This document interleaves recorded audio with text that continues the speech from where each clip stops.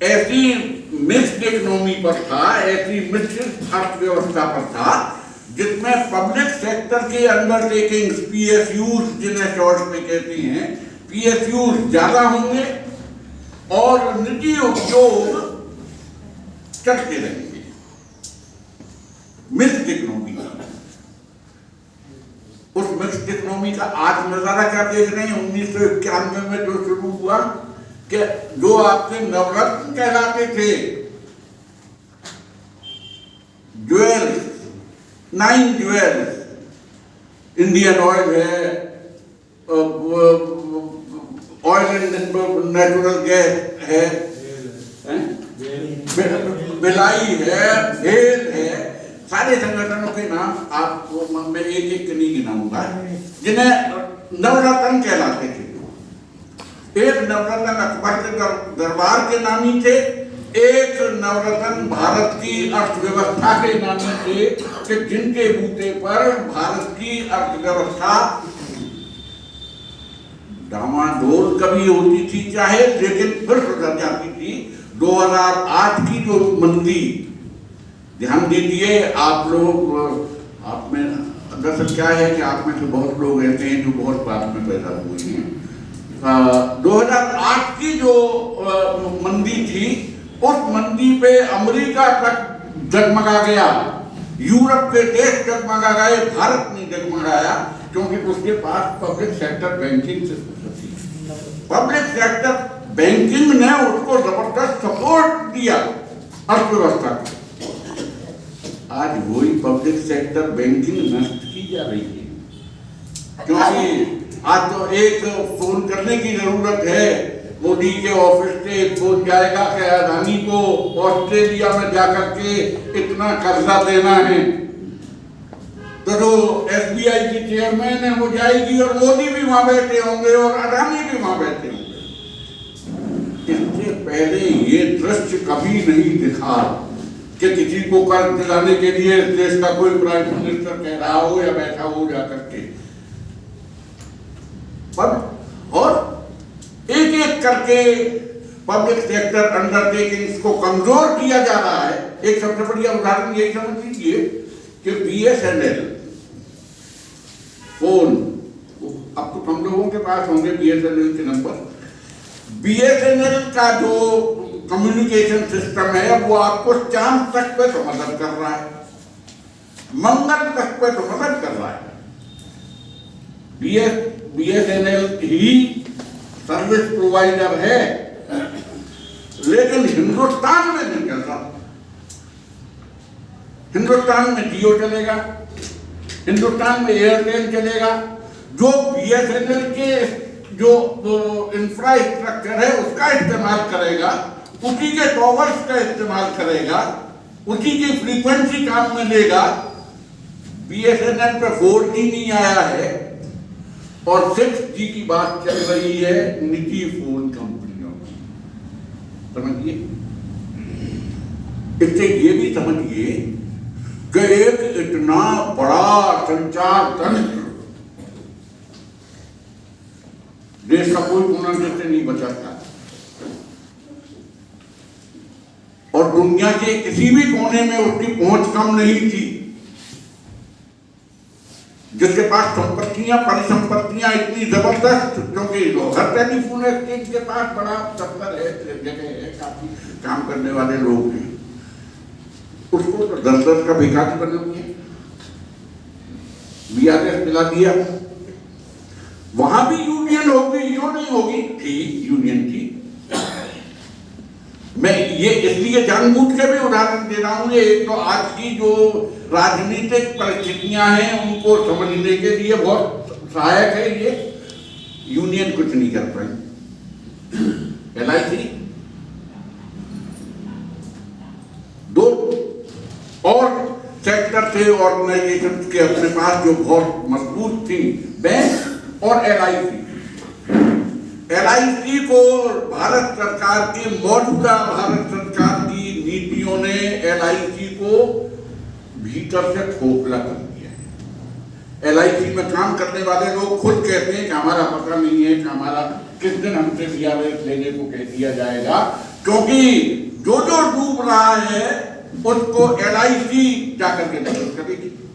LIC ने कोई सदाबत खोल रखा है कि LIC जो ये भरोसा दिलवानी चाहती थी कि जीवन के साथ और मृत्यु के बाद भरोसा कर सकते हैं, मृत्यु के बाद का भरोसा LIC के अलावा कोई नहीं देता था। उस LIC को लगभग डूबो कर दिया, अब भीतर से खोल रही है। बैंक और मैं तो उस जमाने के जब कॉर्पोरेट परवाना बैंकिंग के नेता हुआ करते थे बैंकिंग सेक्टर के, कि एक आवाज पर क्या हो जाता था और धीरे धीरे वो सेक्टर के यूनियन तो है क्यों नहीं है, अभी है। तो मैं कभी किसी बैंक की ब्रांच में जाता हूँ, कभी दूसरी, तो वहाँ कोई ना कोई मुझे टकरा जाता है जो पहचान लेता है, क्योंकि इतने दिन तक मैं धरती का बोझ बना रहा हूँ।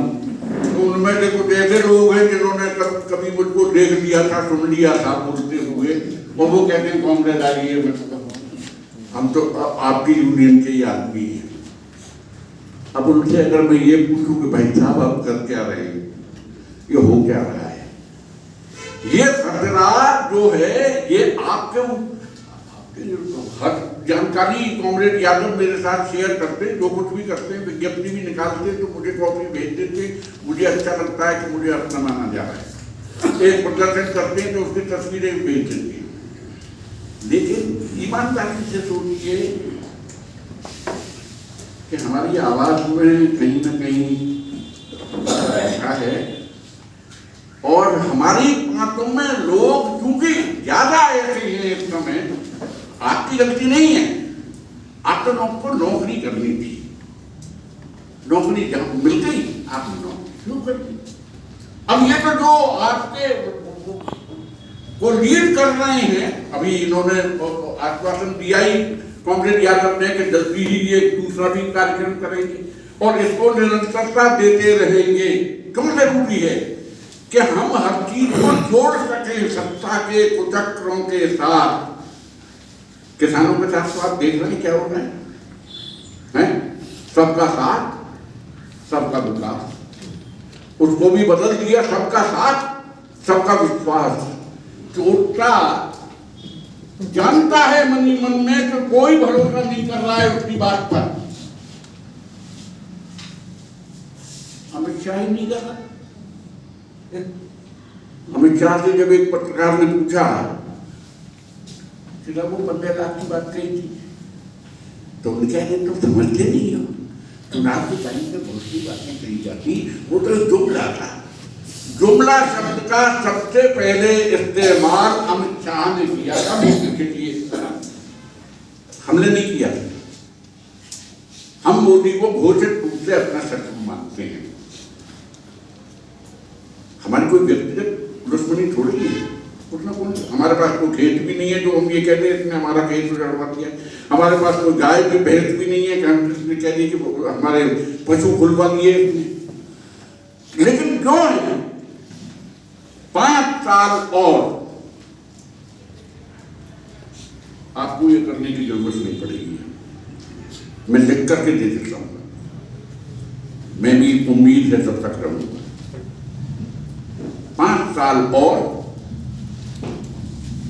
किसी यूनियन की कहीं कोई गुंजाइश नहीं होगी,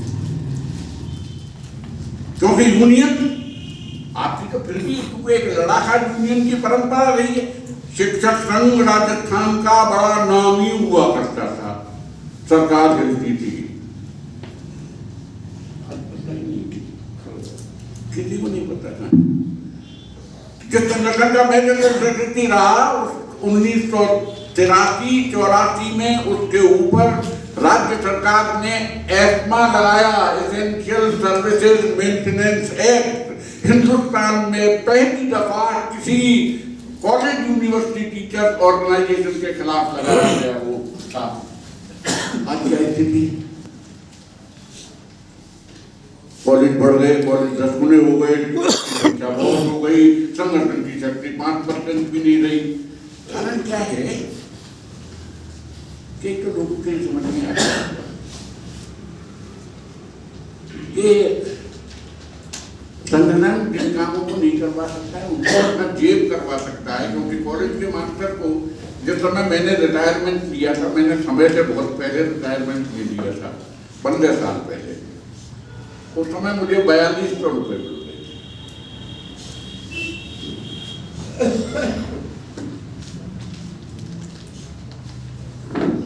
हाँ, 37,500 का स्केल हुआ करता था, IAS का स्केल। कॉलेज टीचर हमेशा IAS के स्केल बने। आज जो नया टीचर घुसता है उसको 7,000 रुपये मिलते हैं, और जो रिटायर हो रहे हैं 1.5 लाख रुपये पेंशन। हम तबादलों के लिए लड़ते थे कि नीति विरुद्ध तबादले नहीं होंगे, आश्वस्त थे, तबादले होने लगे। उसके बाद तो मास्टरों ने समझा कि सबसे बढ़िया चीज ये यार, किसी 10,000 रुपया मांग रहा है ये कैंसिल करने के लिए 10,000 रुपये दो, क्योंकि दिमाग में फौरन जो गणित लगा देता था, जाऊंगा डूंगरपुर, महीने में 2 रुपये आऊंगा बाल बच्चों को देखने के लिए, वहाँ एक कोठरी भी लूंगा, कितना ही पेट काटूं, ढाबे पे ही रोटी खाऊं, तो भी वो गणित लगा देता था कि मेरा साल भर का खर्चा 25,000 30,000 से कम तो होना ही नहीं है। वो कहता 10,000 रुपया दो अपने समझ। यानी इसके मायने क्या हुए कि पहले जो वो संगठन के पास आते थे कि हमारे साथ ज्यादती हो रही है, ज्यादती रुकवाइए, उन्होंने क्या कर जाने दिए इस काम के लिए, क्योंकि सरकार ने 5वां वेतन आयोग की सिफारिश मान दी, 6ठे की मान दी, 7वें की मान दी। अब हमें जरूरत क्या है? ये क्यों हुआ? जानबूझ के किया गया है, सबको सुचारू तरीके से ऊपर से, कि कई तरह का, देखिए नींद की गोलियां कई तरह की, एक जबान से दी जाने वाली नींद की गोली होती है, वो अफीम से भी ज्यादा खतरनाक है, क्योंकि अफीम का इंजेक्शन जो है वो तब दिया जाता है जब वो पेशेंट कराह रहा है, पूरी तरह से करवट भी नहीं दे पा रहा है, बेचैन हो रहा है, घर वालों को लग रहा है कि रात भर ये कैसे निकालेगा और हम कैसे देखेंगे, अफीम का इंजेक्शन लगवा देंगे 5 मिनट में। अब अफीम का इंजेक्शन क्या है? 2014 के बाद मंदिर,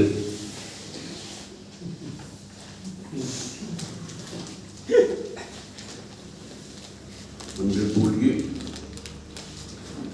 जैसे हो गया था ना 2016 के जब नोटबंदी हुई थी, उसके बाद अगर कोई आपको अचानक पीछे से आके कह दे भाइयों और बहनों और शाम का टाइम हो, तो आपको लगे कि कोई खतरनाक घोषणा होने वाली है। 2014 से 19 तक ये चला, 2014 से 19 भाइयों और बहनों गया काम से राम मंदिर वही बनाएंगे, प्रबंध बना दिए। मुझे एक बात बताइए कि देश पिट रहा है। कल ही परसों ही एक वीडियो आ रहा था जिसमें सिंगापुर का प्राइम मिनिस्टर, सिंगापुर इतना सा देश है, इतना सा, इससे भी छोटा, सिंगापुर का प्राइम मिनिस्टर अपने संसद में कह रहा था कि नेहरू के भारत में ये हो रहा है। और क्या हो रहा है? उसमें मंदिर मस्जिद कब्रिस्तान शमशान भी हो रहा है, उसमें हिंदू मुसलमान भी हो रहा है, उसमें लिंचिंग भी हो रही है। गाय खरीद के लाया है आदमी, उसके पास रसीद है, रसीद कौन देखेगा? रसीद तो दे भी दी जाएगी और फाड़ भी दी जाएगी और छुपाई शुरू हो जाएगी। और अलवर में तो, अलवर से मेरा बड़ा पुराना नाता रहा है, मैं बहुत लंबे अरसे वहाँ रहा था। अलवर में एक जगह है रामगढ़ का वो ज्ञानदेव आहूजा, वो बहुत खतरनाक आदमी है, वो BMS से निकला हुआ आदमी है।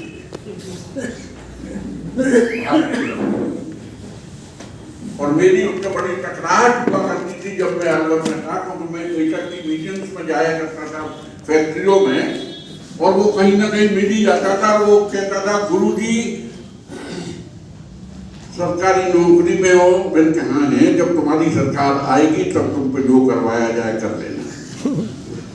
बीएमएस में निकला है,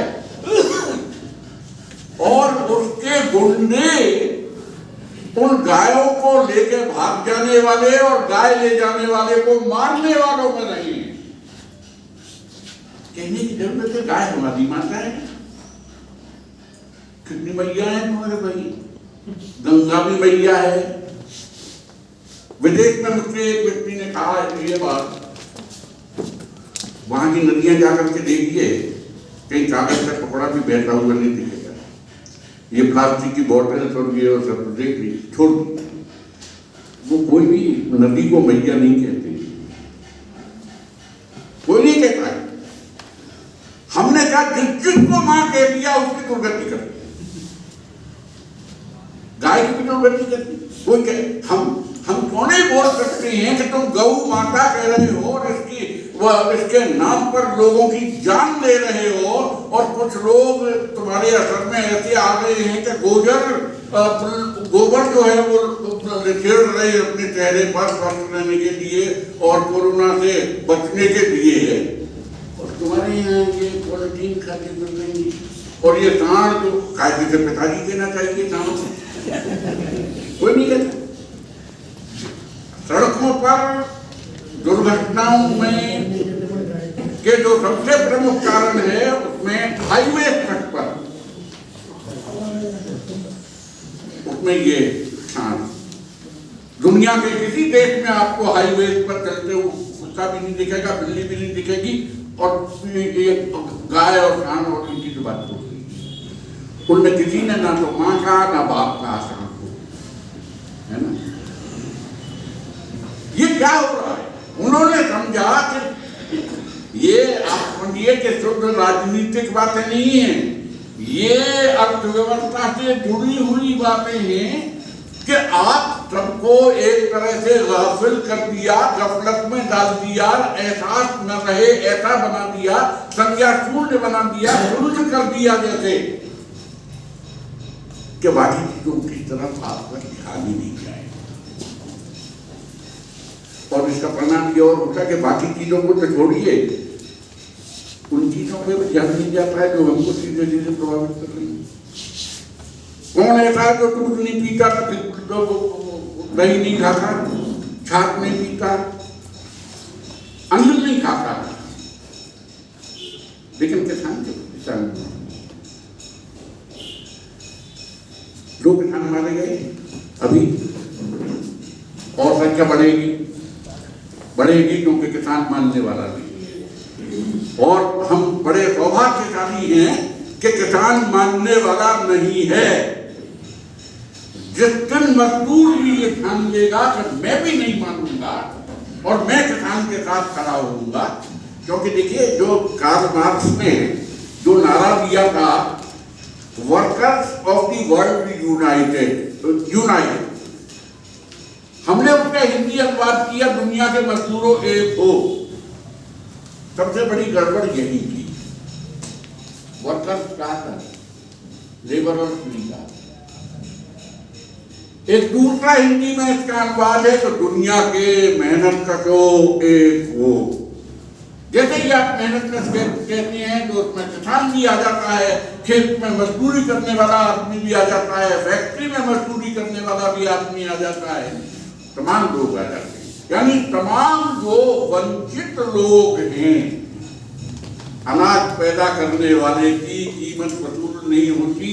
आंसू आते हैं जब वो दृश्य आते हैं वीडियोज में कि टमाटर हम ले रहे हैं 4 रुपया किलो और 3 दिन बाद टमाटर की पूरी ट्रॉली वो किसान सड़क पर उलट देता है और वो कुचल दी जाती है। और वो क्यों पैसा किसानों को नहीं बच जाना चाहिए। किसानों ने जितनी आत्महत्या की साउथ में और महाराष्ट्र में, हमारे यहाँ का मुई उत्तर किया, इस पर खुश होने की बात नहीं है।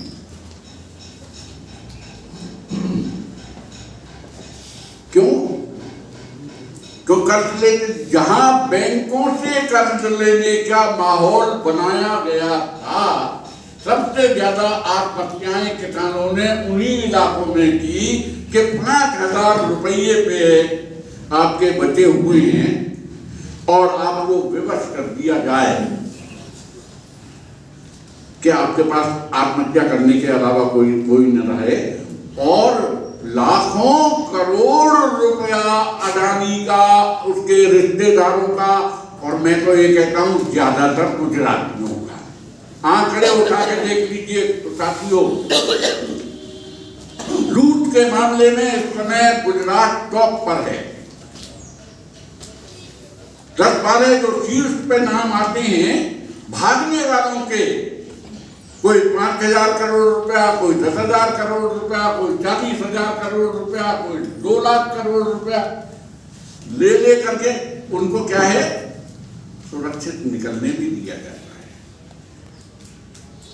वरना क्या रेड कॉर्नर नोटिस कहलाता है, आप एक नोटिस देते हैं, पूरे के पूरे एयरपोर्ट जितने भी आपके हैं उन पर वो नोटिस पहुंच जाता है, आप जाएंगे और आपको रोक दिया जाएगा। इनमें से एक नहीं रुका, आप ये सब करें और समय करना ही, मजे करना ही हम कर। ये क्या हुआ, किसान का कर्जा माफ नहीं होगा। मनमोहन सिंह की सरकार ने आखिरी बार ईमानदारी से किसानों का कर्जा माफ किया था। ईमानदारी से कहना, क्योंकि डपोसला तो ये भी करते हैं कि हमने इतना माफ किया, लेकिन वो माफ नहीं हुआ। ईमानदारी से बड़े पैमाने पर 22,000 करोड़ रुपए का जो कर्जा माफ किया था किसानों का, वो मनमोहन सिंह की सरकार। इसलिए 1991 के बाद से मैं एक साथ 2014 पे आ गया था, क्योंकि चाहे अटल बिहारी वाजपेयी की सरकार थी, 1991 से जो माहौल चल रहा था उसमें से थोड़ी गिरावट आप देख सकते थे, क्योंकि पब्लिक सेक्टर अंडरटेकिंग्स को बेचने की शुरुआत अटल बिहारी वाजपेयी ने की। नेहरू ने, इंदिरा गांधी ने जितने बड़े पैमाने पर ये पब्लिक सेक्टर अंडरटेकिंग्स बना करके आम लोगों को सुरक्षा दी थी। आम आदमी बेचारा कहां से कर्जा लेगा, बैंक से लेगा। आम आदमी तो ईमानदार होता है, नींद नहीं आती उसको, कर्जा जब तक उतार नहीं देता है। बदमाशी तो वो लोग करते हैं कि जो कर्जा लेते ही इसलिए हैं। कई दफे हम मजाक में कहते हैं, कोई बच्चे कह रहे क्या है, कोई बात नहीं है, हो जाएगा, बाद में कर देना, 2,000 रुपए की तो बात है। तो हम भी कहते हैं कि हाँ 2,000 तो हम दे देते, जिस दिन बड़ा कर्जा लेना होगा तब बात करेंगे। यानी होती मजाक की बात है। हम तो बड़ा कर्जा भी किसी से लेंगे, कांग्रेस यादव के पास जातियों को बड़ी जरूरत है, 10,000 रुपया चाहिए, तो ये कहीं ना कहीं से इंतजाम कराएंगे ही कराएंगे। लेकिन कितनी घनिष्ठता हो, 50 साल के संबंध हो, तो भी यहाँ दिमाग में जरूर ये चलता रहेगा कि ये पैसा लौटाना है। अब देखिए अर्थव्यवस्था की आर्थिक जो संकट है, क्यों है संकट, कुछ नहीं पता है। कितना टन सोना गिरवी रखा गया है, क्योंकि यहाँ तो कैबिनेट तो डिसीजन लेती नहीं है, डिसीजन तो एक आदमी लेता है, पता ही नहीं चलता आपको। पहले सीएजी की रिपोर्ट, सीएजी से फर्जी रिपोर्ट बनवा करके, क्योंकि उसका संबंध आरएसएस से था। विवेकानंद फाउंडेशन नाम की एक बड़ी कुख्यात संस्था है, जिससे आपके जो प्रमुख सुरक्षा सलाहकार है, ये डोभाल, जो उस ताकत से जुड़ा हुआ है, वो सरकार देते ही। बावजूद इसके कि उस सरकार ने मंत्रियों को जेल भी भेजा, अपने ही लोगों को, अपने सहयोगियों के मंत्रियों को ही नहीं, अपने लोगों को भी जेल भेजा। और हर केस में ये हो गया कि ये केस ही गलत है, ये केस ही फर्जी था।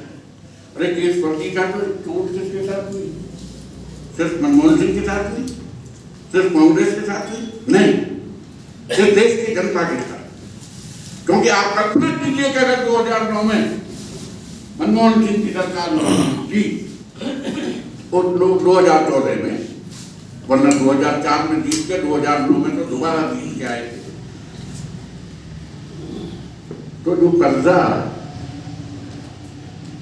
55,000 करोड़, आंकड़े में थोड़ी गड़बड़ हो सकती है, 55 लाख करोड़ जो 65 साल का 70 साल का कर्जा था भारत सरकार पर, वो दोगुने से ज्यादा हो गया इन सरकार।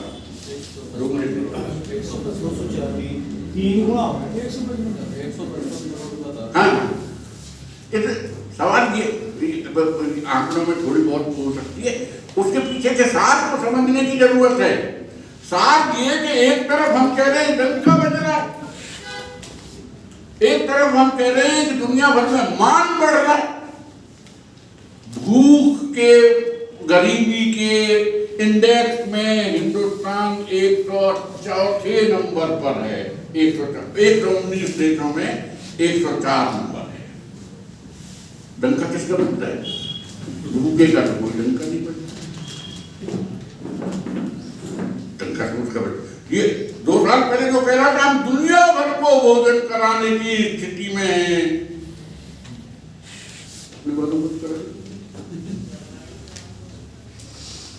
डंका कैसे बज रहा है? जब आप ये कह रहे हो तो 60 करोड़ लोगों को हम राशन दे रहे हैं। भाई मुफ्त खाते पीते आदमी को दिया जाता है क्या? मैं तो नहीं देता। यहाँ जितने बैठे हैं मुझे तो नहीं लगता कि एक के भी मुफ्त राशन आ रहा होगा, नहीं आ रहा। किसके आता है? कि जो जिसकी कोई इनकम है ही नहीं। इनकम क्यों नहीं है? क्यों काम नहीं। आप सोचिए कि जिस देश में आबादी कितनी ज्यादा, 5 साल लगेंगे चीन को पीछे छोड़ देने में, फिर डंका बजेगा हिंदुस्तान सबसे बड़ा देश है, सबसे ज्यादा आबादी का देश। अरे शर्म करो। एक जमाना होता था जब हर परिवार में 6-7 बच्चे होते थे, कोई भी ऐसा नहीं होगा। मेरे से पहले की पीढ़ी के लोग, हमारे भी मतलब 4 चाचा 3 बुआ मेरी भी होंगी, किसी के 7 की जगह 8 हो गए होंगे। लेकिन मेरी पीढ़ी में आते मेरे का एक ही संतान 80 साल का हो गया। मैं उसे उदाहरण के तौर पर नहीं पेश करता, मैं ये कह रहा हूं कि मेरी पीढ़ी में 2 या 3 बच्चे, ये मुस्तंदे जो संत कहलाते हैं और साधु कहलाते हैं और जिनकी सबकी नजर दिल्ली लोकसभा में पहुंचने की है, वो कहते हैं अब 10-10 बच्चे पैदा करना जरूरी है। कोई गैर जिम्मेदार आदमी कह सकता है, जिसने जिंदगी भीख पे काटी हो वही कह सकता है, कोई समझदार आदमी तो नहीं कह सकता। अरे ये 2-2 बच्चों पर हालत ये हो रही है, 10 हिसाब हो समझाती, 2 बच्चे राम के, 2 बच्चे RSS के। RSS वाला एक निकम्मा ऐसा नहीं है जिसने के शादी की हो और बच्चे पैदा किए हो, तुमने किया नहीं, उसका दंड दूसरे भुगते। आदर्श माना जा रहा है। आज की तारीख में राष्ट्रीय स्वयंसेवक संघ को इस देश में कभी इतना सम्मान नहीं मिला जितना इस गुजराती गुंडों की जो टोली आई है उनके काल में मिला है। आप बोलिए, वरना ये माफी मांगने वाले लोगों में थे, इमरजेंसी में जो अंदर गए थे सब इनके देवरस थे।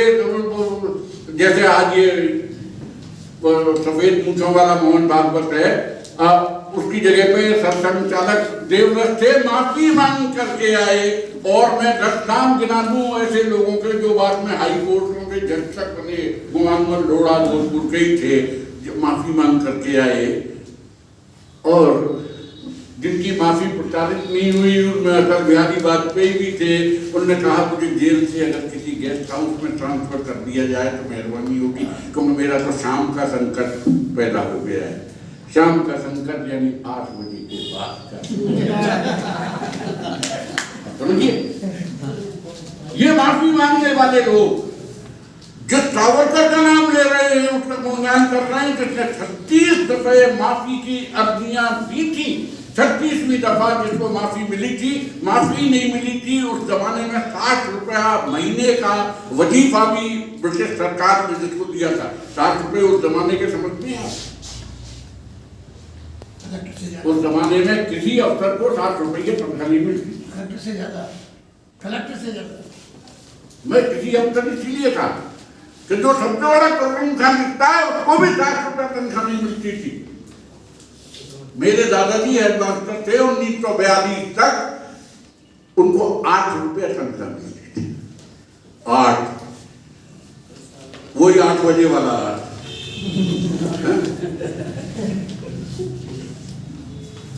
8 रुपया उसको वजीफा स्टाइपेंड मिला था, क्योंकि वो ये कहते आया था कि मैं वादा करता हूं माई बाप कि मैं जीवन भर ब्रिटिश सरकार के खिलाफ कोई किसी भी गतिविधि में शामिल नहीं होऊंगा। और बंदा पक्का निकला बात का, बिल्कुल पक्का निकला। साथ नहीं किया उनके खिलाफ किसी लड़ाई में। क्विट इंडिया मूवमेंट हो तब वो उनके लिए, फौज के लिए जवान जुटा रहे थे। मराठों को बहुत बाद में है, आप में से कई लोग, मतलब 10% लोग, 15% लोग तो पैदा हो ही गए होंगे जिसको मरा है। तो अब आप सोचिए हुआ क्या, क्यों ये सारी चीजें मिली हुई हैं, अलग नहीं है, जुड़ी हुई हैं, स्वेटर के फंदे जैसे हो गए हैं। आपको पता ही नहीं लगता है कि कौन सा कहाँ चला है, कहाँ ये पता लग जाएगा अपने आप। एक जगह गेंदी चला दीजिए और खींचते चले जाइए, और वो सारा का सारा स्वेटर बिना किसी आपकी मेहनत के, बिना प्रयत्न के उधर जाएगा। पकड़ दीजिए, जैसे लूटी हुई पतंग की डोर पकड़ते हैं उस तरह से पकड़। ये फंदे जोड़े हुए, और पूरी कोशिश है इनकी कि उन फंदों को समझने की सामर्थ्य लोगों में नहीं आए, इसलिए शिक्षा पे भी बदलाव हो रहा है। आप सोचिए 400 साल बाद कह रहे हैं कि महाराणा प्रताप जीत गए, अकबर हार गए। दोनों बातें गलत। महाराणा प्रताप और अकबर का कोई युद्ध नहीं हुआ। अकबर की तरफ से उसका सेनापति मानसिंह, जो जयपुर का राजा था, इसी शहर के, इसी रियासत का, ये सब शहर थोड़ी रियासत का राजा था। और प्रताप की तरफ से हमीर खां सूर, जो उनका सेनापति। अब आप देखिए, हिंदू मुस्लिम पिट रहा है बहुत अच्छी तरह से, लेकिन हम पिटते हुए पे बात नहीं कर रहे हैं। हम कहें कि लड़ाई हिंदू मुसलमान की नहीं थी। अगर हिंदू मुसलमान की लड़ाई होती तो राजा जयपुर का अकबर की तरफ नहीं खड़ा होता और हमीर खां सूर प्रताप की तरफ नहीं खड़ा होता। एक मुसलमान का सेनापति और एक हिंदू था, और एक राजा, बड़ा राजा मुसलमान था और छोटा राजा, रियासत का राजा हिंदू था। अब बताइए, आपके बच्चे जिन्होंने अभी तक की किताब पढ़ी है उसमें तो यही पढ़ा है कि कौन हारा था, कौन जीता था। राणा सांगा भागे थे युद्ध का मैदान छोड़ करके, 80 घाव लेकर के, महावीर कहलाते थे। करिए, जब अकबर का नाम गायब कर दोगे तो राणा सांगा के 80 घाव भी गायब हो जाएंगे। कौन सा इतिहास पढ़ाना चाह रहे? अगर अकबर अब नहीं पढ़ाया जाएगा, अकबर नहीं पढ़ाया जाएगा तो प्रताप को कैसे पढ़ाओगे? महाराणा प्रताप और अकबर की जो प्रतिद्वंदिता है उसे कैसे बताओगे? किसका विरोध था? ये कहीं उस समय जो दिल्ली में एक राजा राज करता था, अरे उसका नाम तो बता दो, तुम्हारा जेल थोड़ी लगता है इसके नाम नहीं लिया जा सकता। गांधी और ने अखंड उसका जेल का संसद का नाम दे रही थी, अपनी ये तो ये कह करके वे कह करके काम चला सकती। तुम्हारा क्या दिक्कत है ऐसा तो उसका नाम नहीं? ये आएगी दिक्कत, मास्टरों को दिक्कत आएगी, मास्टर पिटेंगे। मैं कह रहा हूँ बाद में सवाल करना, बाद में पूछना। अब ये देखिए, सुनो मैं जो बंद कर दूंगा ना, तो नहीं जब कर दूंगा, ये नहीं कर रहा मैं, को कहने से थोड़ी कर। तो उस समय जो कुछ मैंने कहा है उससे जुड़ी हुई या उसके अलावा कोई शंका हो, कोई सवाल हो, तो मैं बहुत खुश होकर जाऊंगा यहाँ उनके जवाब देगा। ठीक है?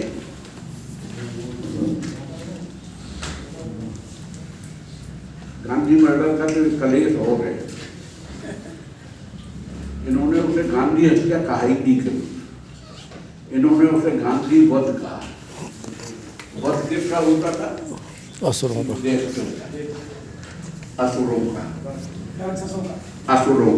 ना? संघ की किताबों में, हिंदू महासभा की किताबों में गांधी हत्या जैसा कोई प्रकरण नहीं आता, ये गांधी वध। और जो वध कहते हैं ना, उसके पीछे ये कि शैतानों का वध कौन करेगा? जो देवता स्वरूप लोग होंगे। 1943 में गांधी हत्या 48 में हुई, 1943 में। और आप चाहेंगे तो मैं वो इनके पास भेज दूंगा, और ये वो जो है चित्र ये प्रसारित कर देंगे आपके यहाँ, कि उसमें रावण वध में जो वो रावण खड़ा किया है, उसमें बीचों बीच गांधी है, इधर जवाहरलाल नेहरू है, पटेल जो इनका बाबा लगने लग गया आजकल गुजरात का होने की वजह से, वो पटेल भी है, राजगोपालाचारी भी है, अबुल कलाम आजाद भी है। 1943 का है। और वीर कौन चला रहे हैं? वीर सावरकर और नाथूराम गोडसे। 1943 48 नहीं। इसके मायने ये भी हैं कि गांधी की हत्या करने की योजना इनकी बहुत पहले से थी, बहुत पहले।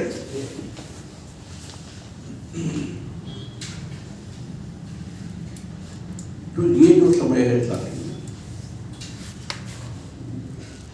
जब आप ये चाहते हैं कि धर्म के आधार पर, मंदिर के नाम पर, हिंदुत्व के नाम पर, मैं हिंदू हूं लेकिन मुझे नहीं है 140 करोड़ तो वो लोगों को इम्प्रेस करने के लिए बोलता है कि मैं बहुत गर्व महसूस करता हूं क्योंकि मैं अकेला नहीं हूं, मेरे पीछे देश की 140 करोड़ जनता खड़ी है। कोई नहीं दिख रहा मुझे तो उसके पीछे खड़ा हुआ। कहाँ खड़े? जो उसके किसान भी है जो आंदोलन कर रहे हैं, लड़के भी जो आंदोलन कर रहे हैं, और कल से जो यूपी में बड़ा आंदोलन चल रहा है पेपर लीक के खिलाफ, वो भी है। वो क्या 140 करोड़ में शामिल है? तुम्हारे खिलाफ आंदोलन भी कर रहे हैं, फिर भी तुम्हारे पीछे खड़े हैं। वो जुमला है, वो जुमला है। वो जानता है इस बात को कि हिंदू भी मेरे खिलाफ, लेकिन ये क्या है कि मजाही जैसा खेल दिखाता है।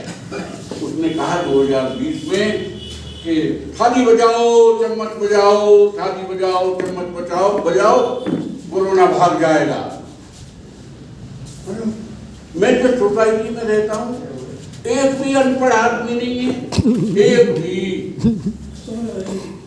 250 परिवार रहते हैं उस सोसाइटी में, यानी 1200 की आबादी है उसकी। बच्चों को निकाल दो तो 600 के करीब उसमें बड़े लोग हैं, सब पढ़े लिखे हैं। सिर्फ मेरा घर था जिसमें ताली नहीं, वो न ताली बजी थी, न थाली बजी थी, न हुआ था। पूरी सोसाइटी बनी, मैंने तुमसे कहा, मेरे जो मित्र हैं उनसे मैंने पूछा, मैंने कहा एक बात बताइए, आपकी बुद्धि कहाँ चली गई थी? हिटलर हो, मुसोलिनी हो, नरेंद्र मोदी हो, उनके पास एक ताकत जरूर होती है कि वो शब्द जाल ऐसा फैलाते हैं कि तात्कालिक रूप से बुद्धि सुनने वाले की हर ली जाती है। एक बहुत बड़े शायर हुए थे पाकिस्तान में, हबीब जालिब, बहुत बड़े शायर थे, फैज के बाद उनका नंबर आता है। और वो जो आतंकवादी आतताई मुस्लिम फंडामेंटलिस्ट जियाउल हक की जो सरकार थी उसके से सीधा टक्कर देते थे। और वो इसे जहन की लूट कहते थे, जहन माने दिमाग, कि दिमाग की लूट है ये। एक नज्म में वो कहते हैं, इस बड़े झूठ को, जहन की लूट को मैं नहीं मानता, मैं नहीं मानता। और 20,000 लोग सामने खड़े होकर के न केवल ताली बजाते हैं और उत्साह से बढ़ जाते हैं। सीधे सी कहना नहीं चाहते। हमारे लेखक बड़े चालाक हो गए हैं, हमसे जुड़े हुए लेखक तो बहुत चालाक हो गए हैं। मुझे तो इतना सा शब्द संकोच नहीं होता चंगानी जी और इनके सामने कहने में कि जो चाहे प्रगतिशील लेखक संघ हो या जनवादी लेखक संघ हो, एक नहीं बता सकते पूरे जयपुर में कि जो एक लाइन लिख रहा हो उनके खिलाफ। एक चैलेंज, ओपन चैलेंज चंगानी जी, ओपन चैलेंज। इसलिए उन्होंने मुझे लेखक मानना मत बंद कर दिया। वो कहते हैं ये लेखक नहीं है, ये तो राजनीतिक बात है। आप देखिए, जो विरोध कर सकते हैं वो सब समझ रहे हैं। चुप रहने के बड़े फायदे, चुप रहने के फायदे क्या है? हंसना नहीं पड़ेगा, किसी जरूरत होती, ये कोई छोटा मोटा इनाम इकराम मिल जाएगा, किसी जगह क्या होगा?